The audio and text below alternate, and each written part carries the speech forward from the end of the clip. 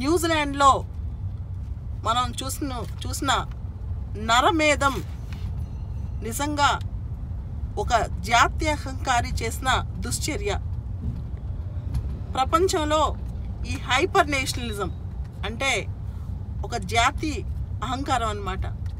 నా జాతి గొప్ప. ఇలాంటి విషయాల్లో మనం గమనిస్తే నాజీ జర్మనీ హిట్లర్ కాలంలో ఇలాంటి జాత్యహంకారమే చూపించింది. అదేవిధంగా ఈ మధ్య మనం గమనిస్తే హంగేరీ అధ్యక్షుడు విక్టర్ ఆర్బన్ ఈయన కూడా మా రేస్ని మేము ప్రొటెక్ట్ చేసుకుంటాం, ఇతర రేసులు మాకొద్దు, వాళ్ళు వలసలు రావద్దు అని చెప్పడం జరిగింది. అదేవిధంగా ఆ రేస్ని ప్రొటెక్ట్ చేసుకోవడానికి హంగేరీలో ఎక్కువ మంది పిల్లల్ని ఆ దేశస్తులు కనమని కూడా ప్రోత్సహించడం జరుగుతుంది. అమెరికాలో కూడా కొంతవరకు మనకి ఇలాంటి పోకళ్ళు కనిపిస్తున్నాయి.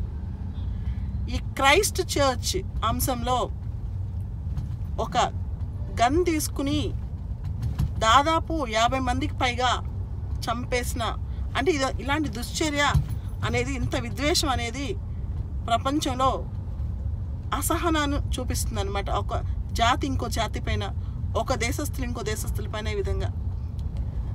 దీనికి న్యూజిలాండ్ ప్రభుత్వం గన్కి ఇచ్చే లైసెన్స్లు, గన్నులకి ఇచ్చే చట్టాలు ఇవన్నీ మార్చాలని ఆలోచిస్తుంది.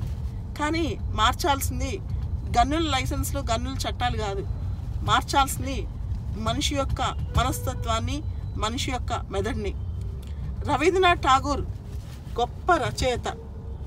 ఆయన ఒక మాట అన్నారు, నేను దేశభక్తున్నే, అలా అని నేను జాత్యహంకారిని కాదు.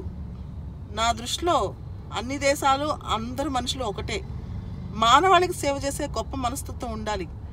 నా దేశం గొప్ప అనుకోవడం తప్పు కాదు, కానీ ఇతర దేశాల వాళ్ళు తక్కువ అనుకోవడం తప్పు. అదేవిధంగా అప్పుడప్పుడు మన దేశంలో కూడా విద్వేషాలు కనిపిస్తూ ఉంటాయి ఇతర దేశస్తులపైన. ఉదాహరణకి ఆఫ్రికన్స్ని కొట్టడం ఇలాంటివి. వీటన్నిటిని తగ్గించుకోకపోతే ఈ ప్రపంచంలో మానవ విలువలకు నిజంగా పెద్ద కొరత ఏర్పడుతుంది. దీన్ని మనం మార్చాలి. న్యూజిలాండ్ అంశంలో కొంతమంది భారతీయులు కూడా మృత్యువాత పడటం జరిగింది. అమెరికాలో కూడా చాలామంది భారతీయులు ఇబ్బంది పడే సంఘటనలు జరుగుతున్నాయి. అదేవిధంగా ఆస్ట్రేలియాలో కూడా అక్కడక్కడ భారతీయుల పైన దాడి చేయడం, కొట్టడం అన్నమాట. నేను భారతదేశంలో ఉన్న మన యువతకి ఇచ్చే సందేశం ఏంటంటే, విదేశాలకు వెళ్ళాలి, పని చేయాలి, కానీ మన దేశంలో మన గొప్పతనంతో, ఎందుకంటే మన దేశంలో మనమే ప్రథమ పౌరులం. ఇతర దేశాల్లోకి వెళ్ళి మనం సెకండరీ సిటిజన్స్ లాగా బతకాల్సిన అవసరం లేదు. ఎక్కడైతే మనకు నిజంగా గౌరవం లభిస్తుందో అక్కడ గొప్పగా బతకొచ్చు. మన దేశంలోనే మనం అనుకుంటే దేశానికి సేవ చేస్తూ కూడా సరైన అవకాశాలు ఉంటాయి. సో దీనిపైన యువత దృష్టి పెట్టాలని చెప్పి నేను కోరుకుంటున్నాను.